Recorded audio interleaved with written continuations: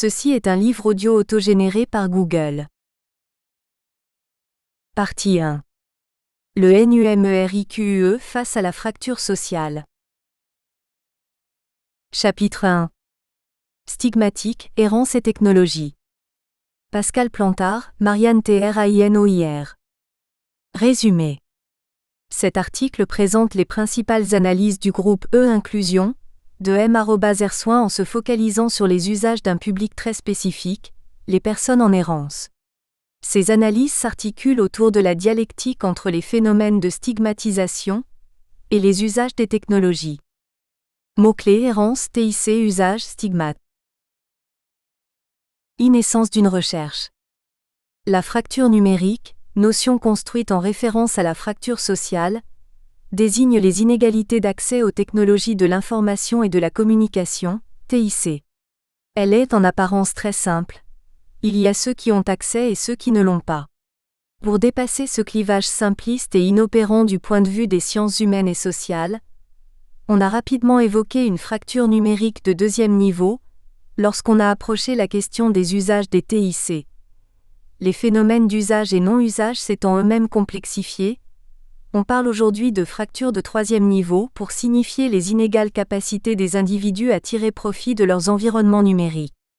On évoque aussi les notions d'inclusion économique et sociale, approchant ainsi la notion d'empowerment, anglicisme généralement traduit par autonomisation ou capacitation et désignant la possibilité pour un individu de prendre en main son devenir.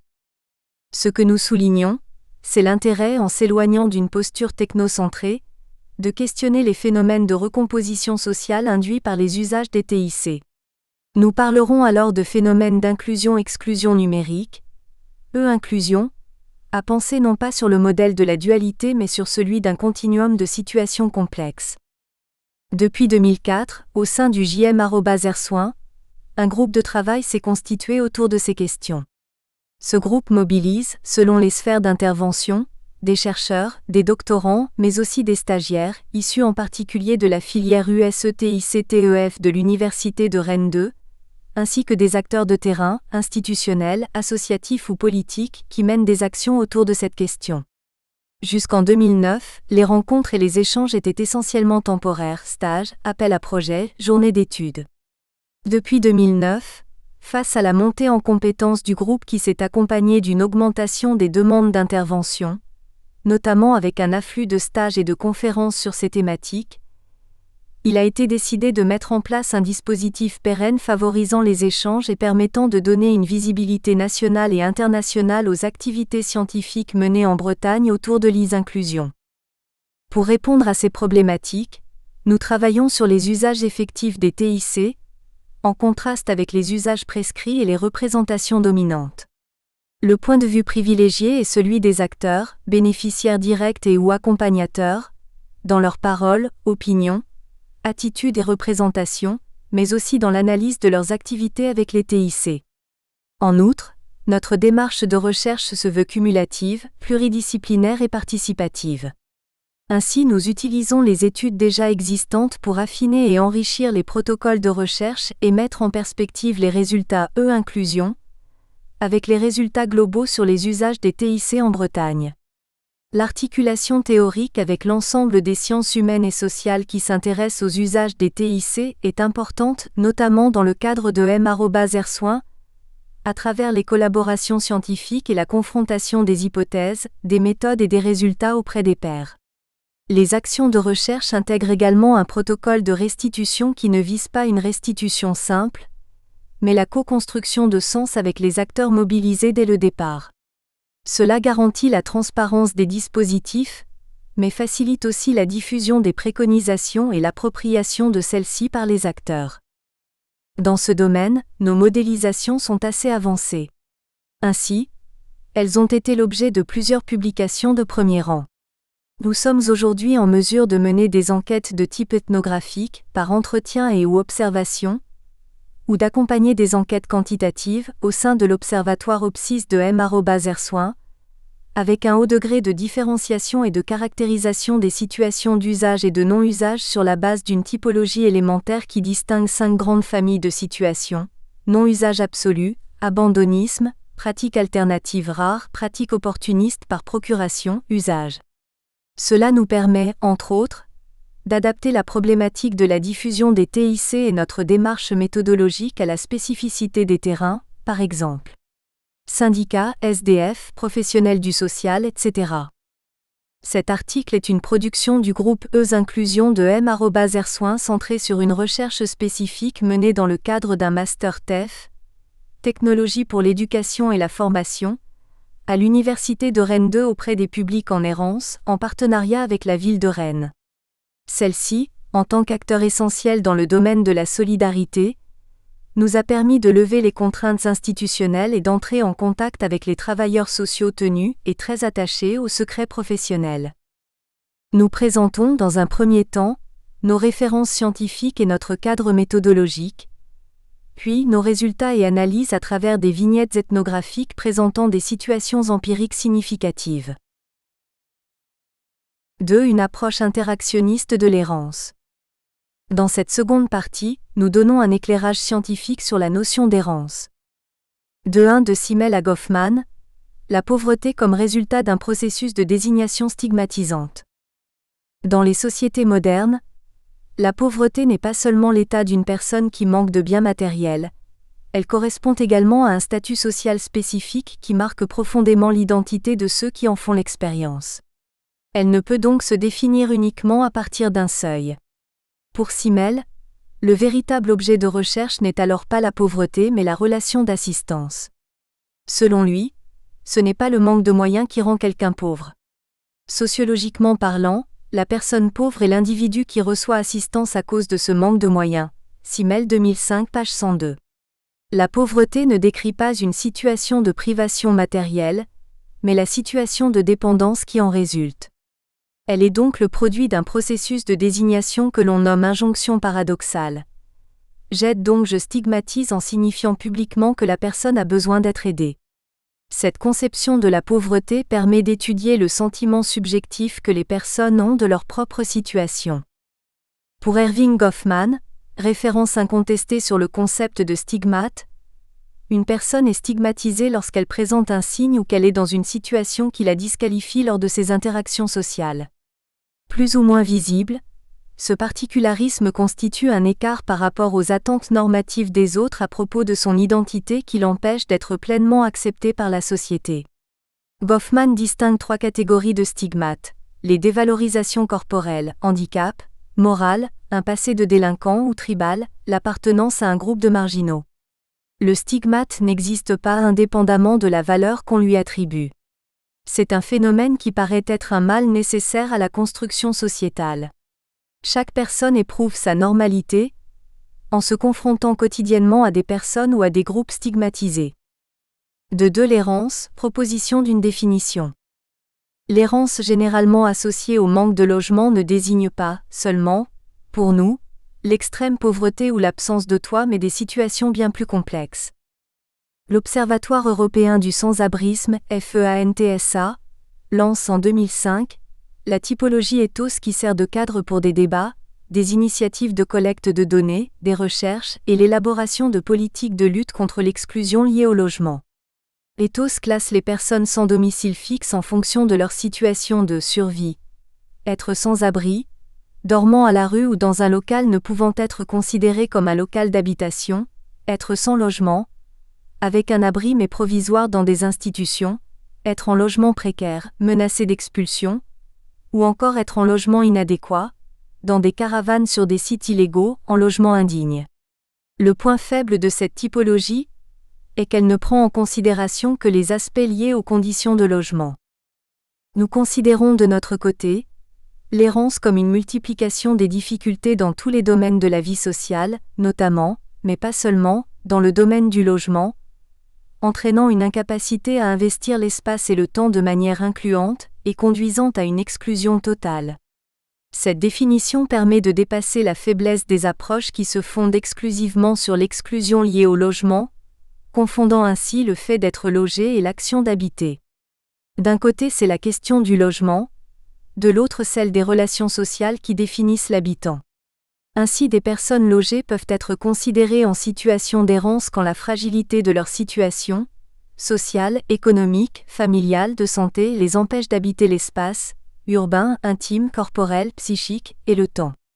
On opère alors une distinction entre l'errance dure, qui renvoie à la situation des personnes qui n'ont plus comme ressource que la rue et les hébergements temporaires, et l'errance floue, qui concerne une population flottante et précaire se trouvant dans l'impossibilité de prévoir son avenir. De 3 l'errance, des réalités, une carrière ? Jeunes en galère, personnes étrangères, malades psychiatriques, personnes en rupture économique et sociale, l'errance est une réalité protéiforme. La clochardisation, de Clercq 2001, ne concerne qu'une partie des personnes qui gravitent autour du trou noir qu'est la rue, de Clercq 2005. Une enquête menée par l'APRAS en juin 2009 nous donne quelques indications sur le profil des personnes à la rue à Rennes. Plus de 80% sont des hommes, plus de 50% ont moins de 30 ans.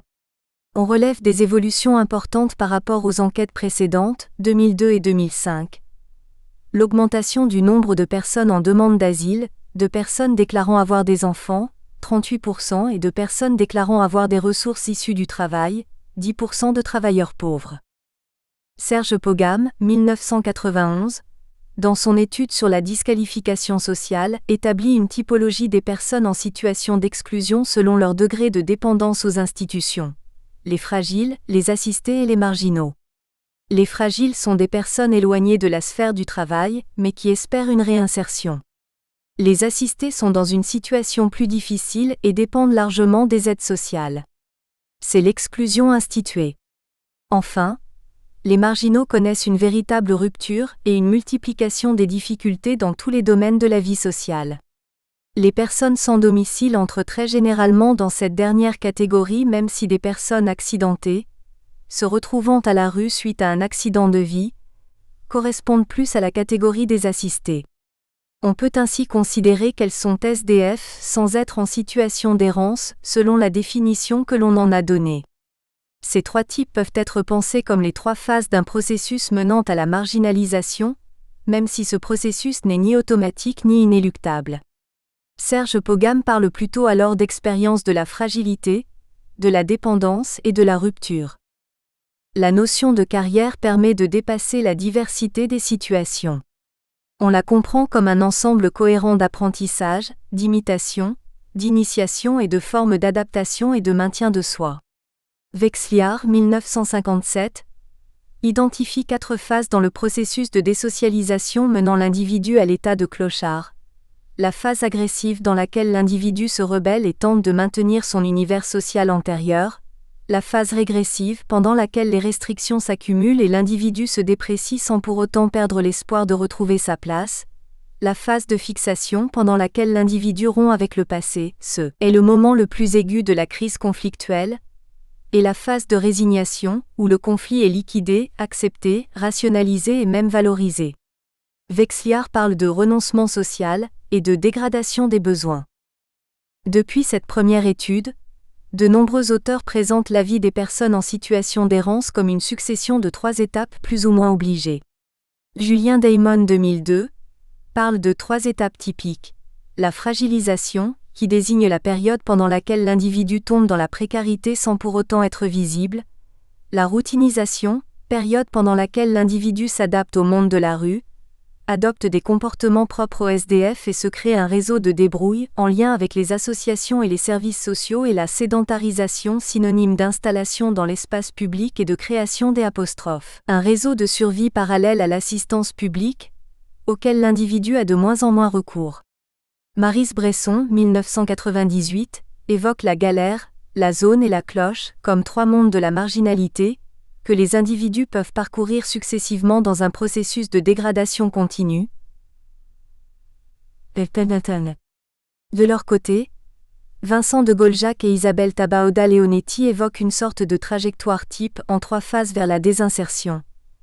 La phase de résistance, la phase d'adaptation, et la phase d'installation, où l'individu se résigne et perd l'envie de se réinsérer. L'intérêt du concept de carrière réside dans son ambiguïté. D'un côté, il s'applique à des significations intimes, que chacun entretient précieusement et secrètement, image de soi et sentiment de sa propre identité, De l'autre, il se réfère à la situation officielle de l'individu, à ses relations de droit, à son genre de vie, et entre ainsi dans le cadre des relations sociales. Goffman, 1968, page 179. Il permet de mettre en relation l'identité des personnes en errance et l'environnement dans lequel leur image de soi s'éprouve et se construit.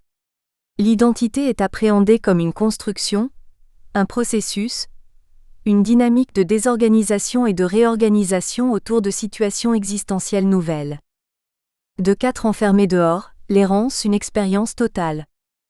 Il n'y a pas dans l'errance d'enfermement institutionnel, mais le terme d'enfermement peut tout de même convenir si on le comprend comme un ensemble de contraintes structurelles, institutionnelles et interactionnelles qui pèsent si lourdement sur l'individu que ce dernier se trouve dépouillé de son libre arbitre, dépossédé de sa personnalité et de ses responsabilités. On parle ainsi d'expérience totale au sens que Goffman donne aux institutions totales, soit un lieu de résidence et de travail où un grand nombre d'individus, placés dans la même situation, coupés du monde extérieur pour une période relativement longue, mènent une vie recluse dont les modalités sont explicitement et minutieusement réglées. Goffman, 1968. Leurs principales caractéristiques sont une coupure du monde concrétisée par des obstacles matériels, une prise en charge de tous les besoins des reclus, un fonctionnement bureaucratique, des contacts limités entre les reclus et le personnel et une annihilation des frontières entre les différents champs de la vie quotidienne. Ce sont par exemple les hôpitaux psychiatriques, les prisons, les monastères. Or, les personnes en errance sont effectivement exclues du monde normal.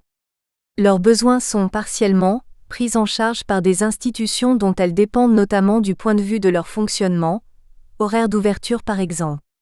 Leur contact avec les intervenants sociaux et l'ensemble des individus socialement insérés sont parfois restreints et soumis au fonctionnement de ce que Goffman nomme les contacts mixtes entre individus stigmatisants et individus stigmatisés. Enfin, le manque d'intimité qui caractérise l'errance anéantit les frontières entre les différents champs de la vie quotidienne. Les frontières qui subsistent entre ces différents champs n'existent qu'en raison de la prise en charge parcellaire de l'errance par les institutions d'aide, et n'appartiennent donc pas à l'individu.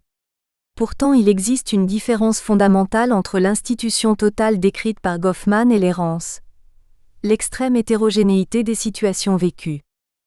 Le présent article se propose de voir la place qu'occupent les TIC dans les processus d'exclusion, de désorganisation et de réorganisation auxquels l'individu doit faire face au cours de sa carrière. 3. Des questions de méthode. 3.1 L'enquête ethnographique. L'ethnographie est la première étape du travail anthropologique, celle du terrain et de la collecte des données empiriques. En ce qui concerne les usages des technologies, il s'agit de capter au plus près des utilisateurs, en milieu naturel, ces pratiques qui, si elles s'arriment à des groupes larges, deviennent des usages en tant que références et normes dans la culture contemporaine.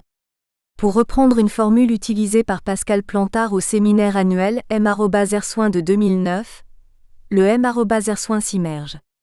C'est cette immersion qui force à l'adaptation et à la créativité méthodologique, tant le milieu s'impose à nous dans un rapport d'étonnement. Il s'agit de faire fonctionner ensemble, sur le terrain, l'observation, en référence l'ethnographie et la participation, en référence à la recherche-action.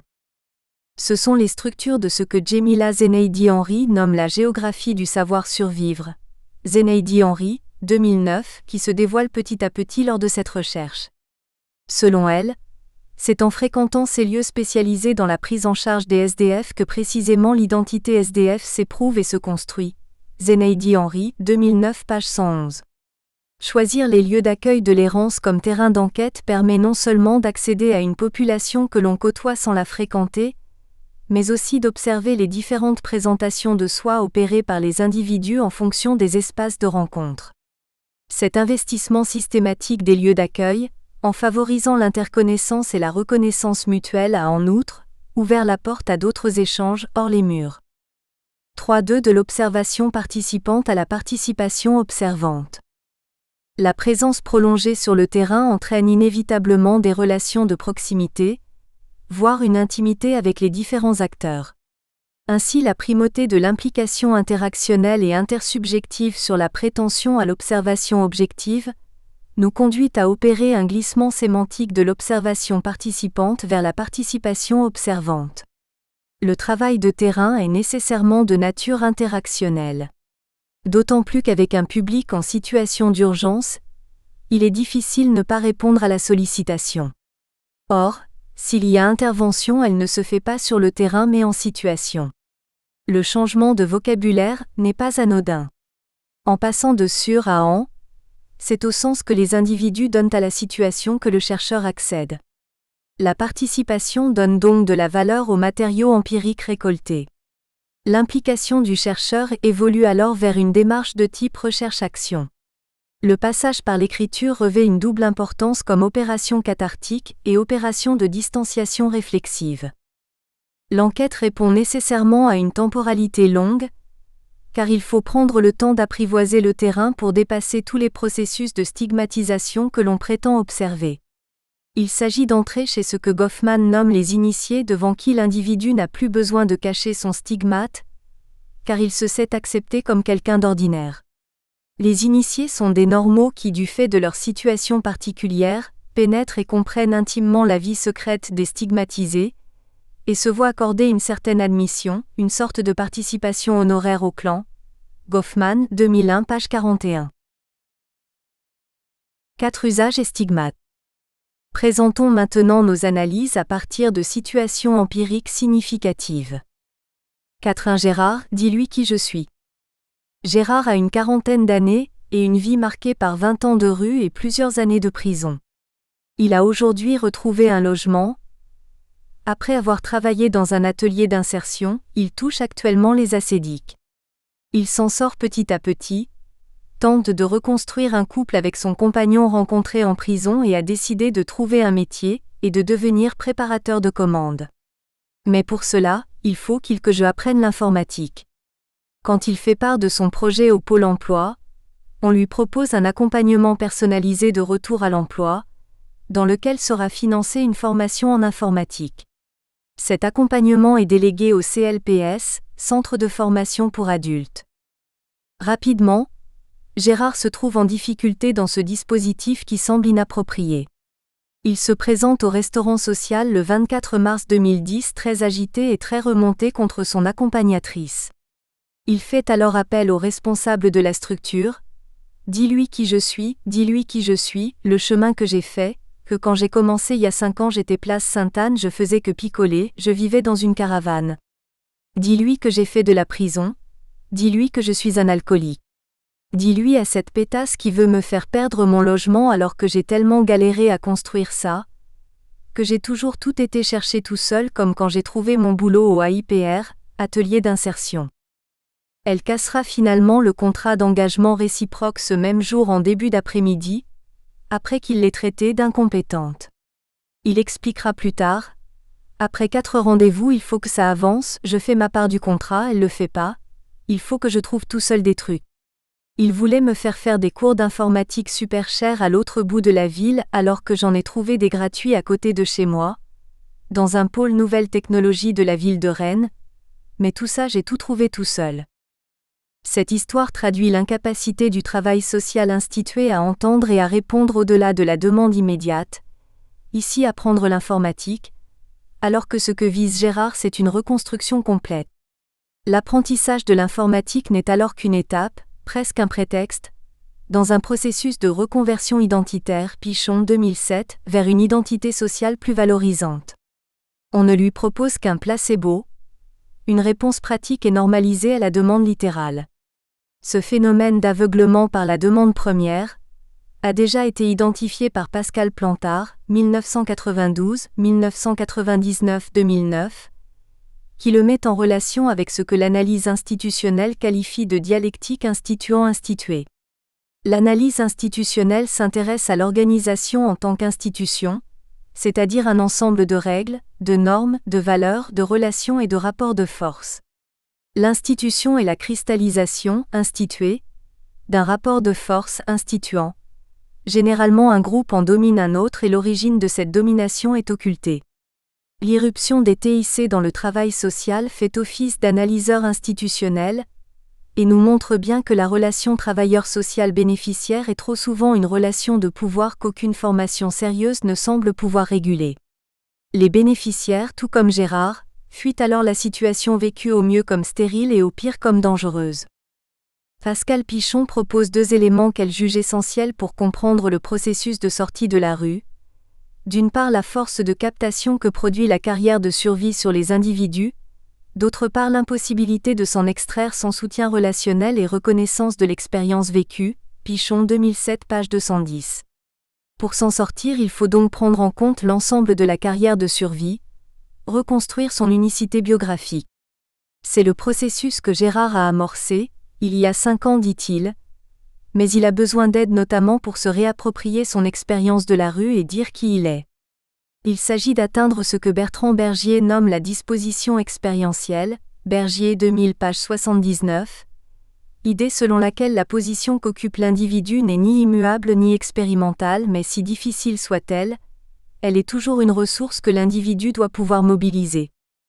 D'autre part, pour s'en sortir, il faut lutter contre les conditions de vie humiliantes, les situations de mépris social et de rejet hors du monde commun des échanges, Pichon 2007 page 224. Il s'agit donc de retourner le stigmate, de retrouver un sentiment d'utilité et d'appartenance sociale. Pour cela, Pascale Pichon parle d'un travail de reconversion.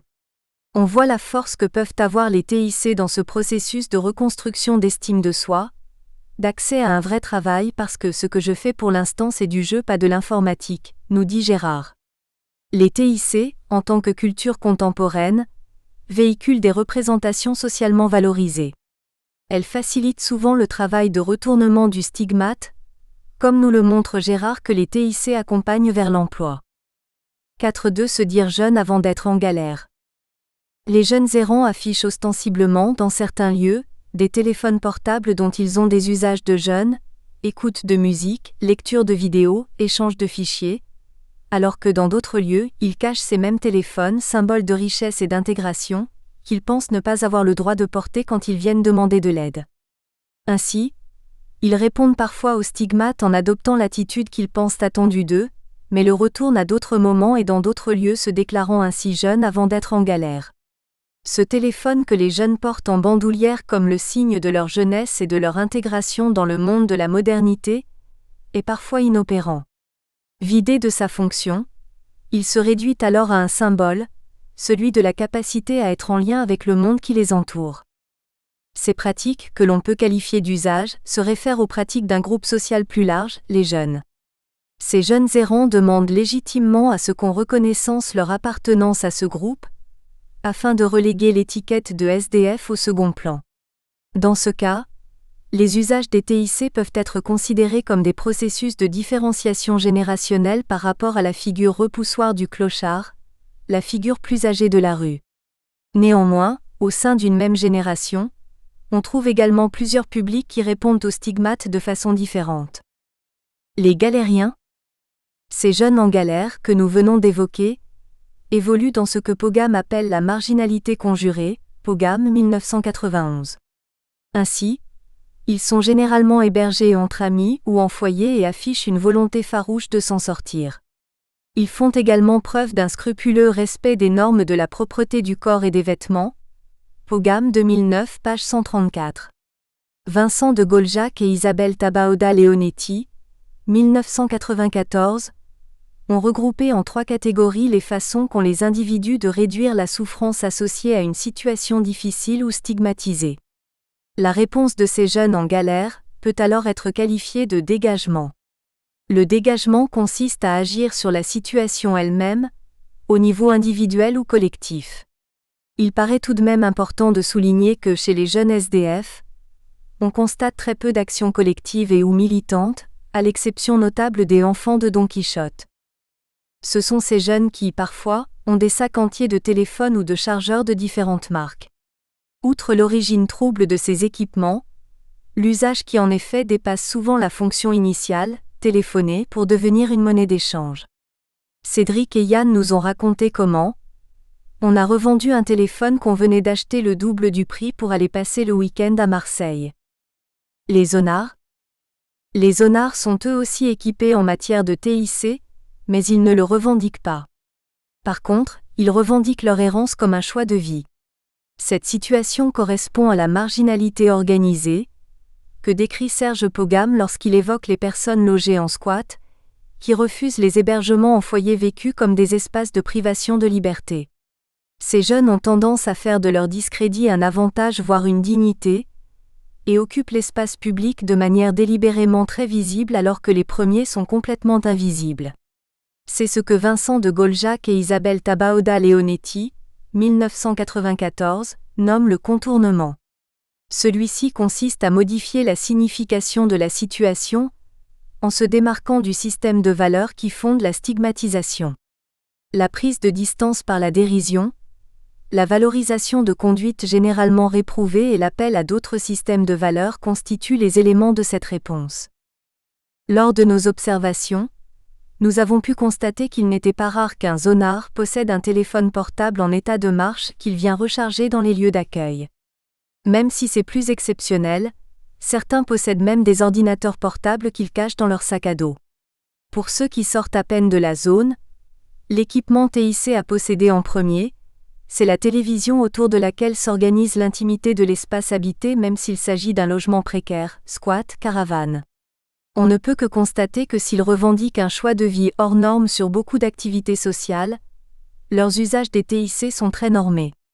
Ces usages constituent une accroche potentielle avec ces publics que les travailleurs sociaux n'utilisent pas assez aujourd'hui.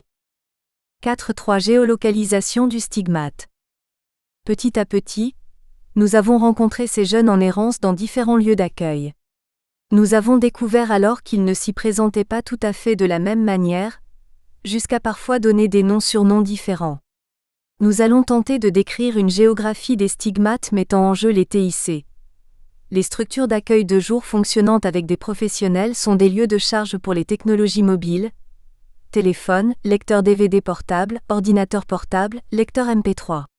Le restaurant social est le seul lieu spécialisé dans l'accueil du public en errance qui propose un accès informatique et à Internet.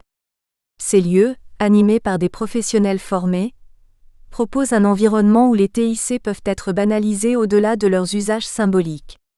Les professionnels ont amorcé une réflexion par rapport à l'accès et au rapport du public avec les TIC, qui va jusqu'à la mise en place d'ateliers ou d'aides par rapport aux difficultés techniques rencontrées. On peut dire que, dans ces lieux, la question du développement des usages commence à se poser car les professionnels acceptent, à la fois, que les technologies fassent légitimement partie de l'environnement des personnes en errance, et qu'elles soient un instrument de plus dans la relation d'aide. Dans les associations caritatives fonctionnant principalement avec des bénévoles peu ou pas formés, on observe des situations tout à fait différentes.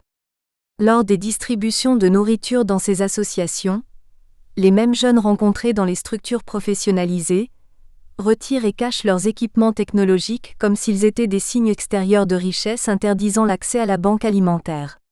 Les bénévoles génèrent des représentations qui conditionnent les jeunes errants à masquer les TIC, véritable dissonance du stigmate. Ces représentations correspondent à l'idée très répandue selon laquelle les personnes les plus exclues le sont sui generis du monde numérique. Tous nos travaux démontrent que c'est une illusion. Tu peux pas savoir les réactions des gens quand tu fais la manche et que t'as un téléphone portable.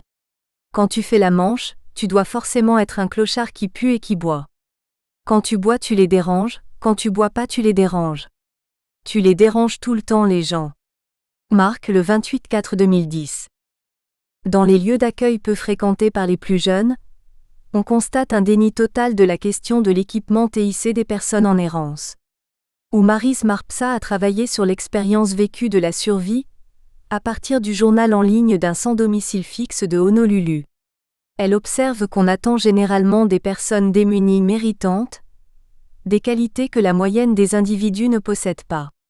Un autre exemple qui se vérifie ici est d'attendre des personnes pauvres une gestion de leur budget très stricte orientée vers la survie, mais la survie pourquoi ? Sinon pour éviter un motif de culpabilité collective, et ne laissant aucune place au plaisir, alors que peu de gens, quel que soit leur niveau de revenu, sont capables de gérer leur budget sans se permettre la moindre souplesse. De plus, pour survivre dans ces situations de privation, ce qui peut paraître superflu est en fait nécessaire au maintien d'un certain désir de vivre. Marpsa 2004, page 83. Du côté des publics, on a pu observer des discours et des usages des TIC très différents d'une structure d'accueil à l'autre en termes de valorisation de soi, par la possession et l'utilisation d'objets technologiques plus ou moins sophistiqués. Il faut noter que plus la population est marginalisée, moins l'intervention est professionnalisée.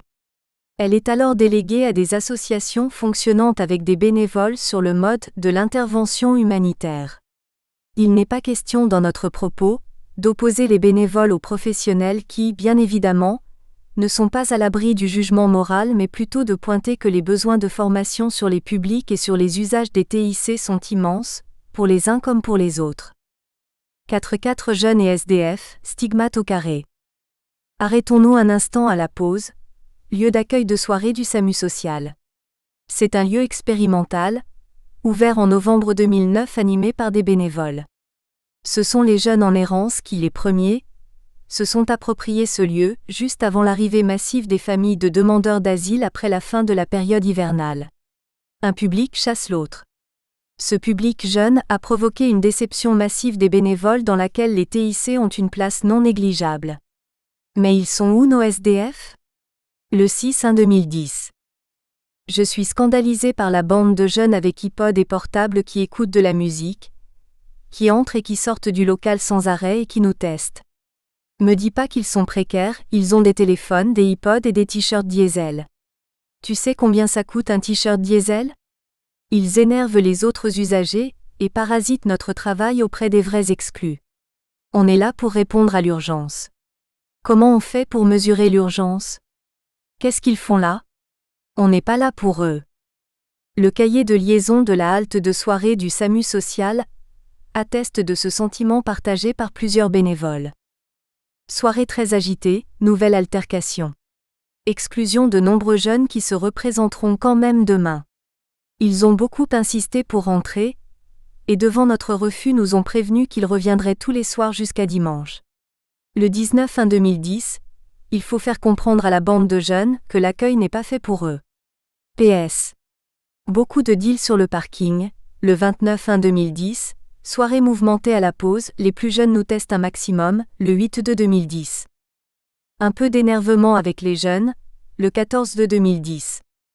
La pause devient une vraie garderie d'ados, c'est de plus en plus bruyant.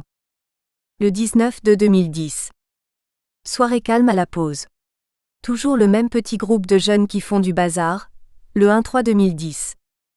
Cédric m'a provoqué à 3 reprises en entrant avec la musique de son portable. Il a l'intention de tester chaque soir. Ce serait sympa d'être cohérent avec l'équipe de ce soir, le 5/3/2010. Soirée très calme sans la présence des ados, le 9/3/2010. Ces jeunes arrivent dans un dispositif qui attendait des vieux. Ce lieu d'accueil de soirée vient en complément de la maraude qui va au-devant des personnes les plus désocialisées, au sein même de l'espace public. Le projet initial a généré une attente chez les bénévoles. Ceux-ci espéraient voir se déplacer le public habituel de la maraude. Ces jeunes ne reçoivent pas d'emblée de la part des bénévoles la considération d'être de vrais exclus. Ils se présentent avec les attributs bruyants, la musique qui sort du téléphone et les fétiches, iPod, t-shirts de marque, de la jeunesse actuelle. L'étymologie du terme fétiche, via le terme portugais fétiço, et les évolutions de son sens montrent que l'idée de quelque chose de fabriqué a induit celle d'artificiel, de trafiqué, voire de faux, ou lié à des manigances magiques comme le sortilège. Ces fétiches jeunes indisposent les bénévoles au point d'induire chez les jeunes une attitude conforme à certains stigmates comportementaux de ce groupe social. Le bruit et la provocation, corrélativement à une attitude de plus en plus infantilisante de la part des bénévoles. Dans les faits, il ne s'agit pas de collégiens mais de jeunes adultes qui, dans la situation, jouent les adolescents attardés. Ils sont pourtant parfois parents et plusieurs des jeunes femmes dont il est question sont enceintes au moment de l'enquête. Conclusion. Dans tous ces lieux, les TIC permettent aux personnes en errance de mettre en place des stratégies pour maintenir une image sinon valorisante, du moins suffisamment positive d'eux-mêmes pour continuer à vivre. À l'inverse, dans des situations qui leur renvoient une image trop négative, la Manche par exemple, on observe des comportements de fuite et d'alcoolisation et ou de consommation de drogue qui sont également à interpréter, pour une part, comme des stratégies de défense. L'état second suscité par l'absorption d'alcool provoque une mise à distance de la honte, en agissant à la fois comme un profond désinhibiteur et un puissant anesthésiant. Les TIC disparaissent littéralement de ces moments de profonde dépression. On constate donc que pour des individus en situation de précarité extrême, les TIC offrent la possibilité de mettre en œuvre des tactiques pour satisfaire des désirs et besoins personnels. Qu'il s'agisse d'une adaptation primaire conforme au stigmate, par exemple avoir l'air pauvre pour avoir à manger, ou d'une adaptation secondaire Goffman, 1968, en retournement du stigmate pour préserver l'estime de soi, par exemple, les ados du chapitre 4.4. L'ensemble des représentations sociales dominantes devrait conduire ces jeunes vers une intériorisation de l'idée que les TIC ne font pas partie de leur monde. Toutes nos observations démontrent le contraire. Que ce soit par l'affichage ou l'usage des TIC, ces jeunes construisent autour de ces instruments technologiques des ponts suspendus entre notre monde et le leur. C'est tout l'objet du travail social que de les accompagner sur ces ponts. Pourtant, lorsqu'il s'agit de TIC, l'accompagnement tourne souvent court. En matière d'usage des TIC, le travail social institué a du mal à entendre et à répondre au-delà de la demande immédiate. Il règne encore une grande incompréhension face aux demandes liées au TIC, qui part des stéréotypes des besoins humains bien illustrés par la pyramide de Maslow. Les travailleurs sociaux pensent souvent que les jeunes errants devraient manger, besoin physiologique, avant de vouloir communiquer sur Internet. Certains ne leur renvoient que le fait d'être en communication avec d'autres personnes, besoin d'estime, leur donne faim. Aujourd'hui, c'est encore l'aidant qui définit les besoins de la personne aidée. Il n'est pas rare que les assistantes sociales refusent l'achat d'un ordinateur préférant un réfrigérateur ou une machine à laver, alors que la personne elle-même n'en veut pas. Comme le stigmate, la fracture numérique est dans nos têtes. N'est-ce pas le rôle de la recherche que de questionner ces phénomènes, de les mettre en dialectique, et ainsi, d'offrir des points de repère pour la construction d'une société inclusive? C'est tout l'enjeu des travaux du groupe Inclusion de M@Ersoin. Chapitre 2. Quelle identité numérique pour les demandeurs d'emploi? Thierry Raffin. Résumé. Même si le marché du travail reste fortement un marché caché, pour sa partie visible, Internet est devenu incontournable pour la recherche d'un emploi, et au-delà des seules populations de cadres. Cependant, l'univers des sites emploi et des technologies offertes sur le web pour réussir son insertion professionnelle apparaît comme une véritable jungle dans laquelle il est loin d'être évident de se retrouver. La maîtrise de l'outil Internet et les opportunités offertes par l'outil ne garantissent pas les capacités nécessaires à l'élaboration d'une stratégie de recherche. Pour cela, l'acquisition d'une identité numérique de chercheur d'emploi nécessite des compétences de base spécifiques, qui rencontrent des obstacles plus ou moins importants selon les catégories de demandeurs d'emploi. Être demandeur d'emploi reste largement une identité négative qui rend problématique la construction et l'appropriation d'une identité numérique dédiée à la recherche d'emploi. Peuvent aussi se poser dans le contexte de l'institution Pôle emploi, des questions pour les demandeurs d'emploi, qui ouvre une tension entre l'inquiétude de l'utilisation des données personnelles qui forgent l'identité numérique sur pôle-emploi.fr et le travail d'accompagnement proposé et développé par les conseillers à l'emploi qui vise à réduire les risques de exclusion. Au final, les stratégies d'usage d'une identité numérique de demandeur d'emploi peuvent se déployer sur le spectre large d'une identité anonyme, paradoxale et d'une valorisation de ses compétences avec tous les nouveaux outils disponibles sur le web. Mots-clés, identité numérique, recherche d'emploi, Excelcusion. Un Internet incontournable dans la chasse aux emplois? Dès qu'on croise recherche d'emploi et Internet, il apparaît vite qu'utiliser Internet pour chercher un emploi est devenu incontournable. Une étude sur l'augmentation de la fréquentation des sites emploi. Plus 45% entre mai 2009 et mai 2008, étude Comscore. Plus de 12 millions de personnes ont fréquenté un site emploi en mai 2009, dont 3,8 pour pôle-emploi.fr semble bien confirmer le phénomène. Mais en même temps, Internet est devenu d'une certaine manière une forêt vierge.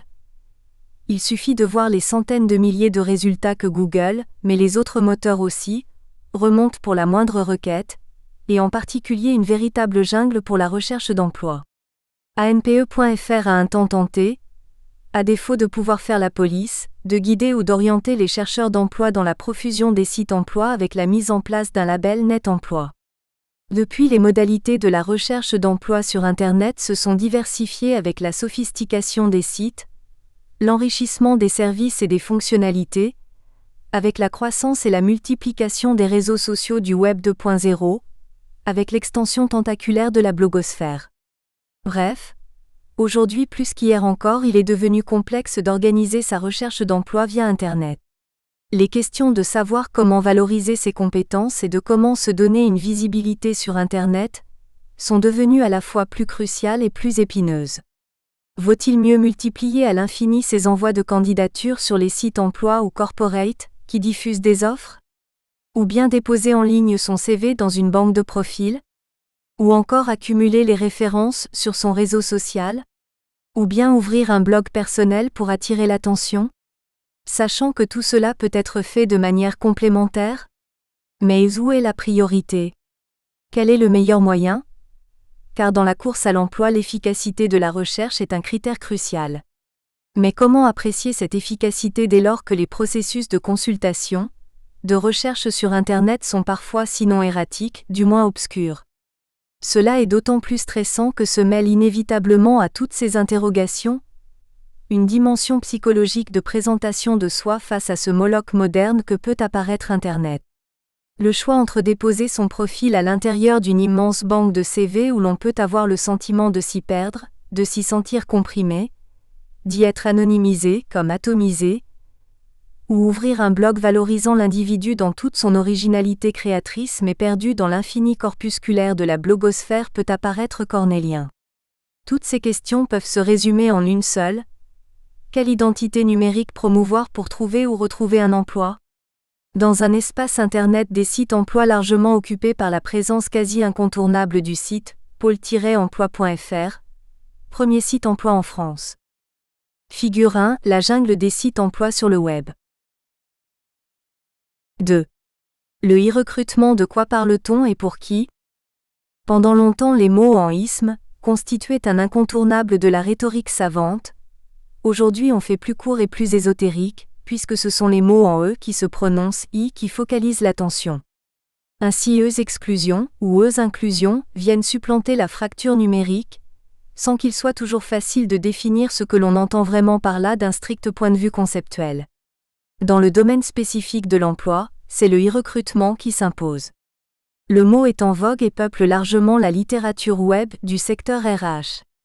Pourtant, sauf à en avoir une acception large en disant que le e-recrutement concerne toutes les techniques consistant à opérer un recrutement par Internet, lorsqu'on y regarde de près, l'expression désigne pour les spécialistes plus particulièrement l'opération qui consiste à chercher des profils sur la toile et à traiter de manière numérique les candidatures via des logiciels RH dédiés.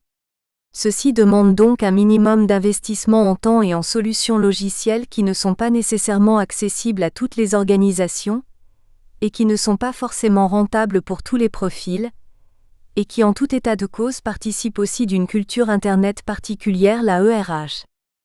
Là, les avis des experts peuvent diverger dans le champ qui est aussi un champ professionnel en mutation, et qui appelle donc des prises de position novatrices qui sont autant de moyens de se démarquer et de construire ce nouveau marché du recrutement.